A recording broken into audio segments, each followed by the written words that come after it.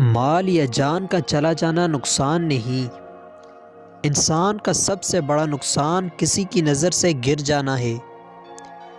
گفتگو میں بے احتیاطی رشتوں کو کچل دیتی ہے۔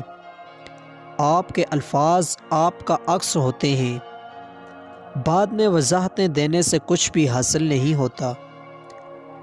دنیا بن مانگے مل جاتی ہے جتنی نصیب میں ہو، ہدایت طلب کرنے پر ہی ملتی ہے۔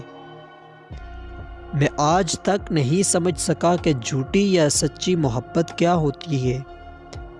محبت یا تو ہوتی ہے یا نہیں ہوتی۔ جھوٹے یا سچے تو انسان ہوتے ہیں۔ خاموشی اور انا میں فرق ہے۔ خاموشی ضد ہے اپنا ظرف برقرار رکھنے کی، اور انا اپنا آپ برقرار رکھنے کی۔ کچھ لوگوں سے نفرت نہیں ہوتی، بس ان کی کچھ باتیں سوچ کر ان کو محبت دینا مشکل ہو جاتا ہے۔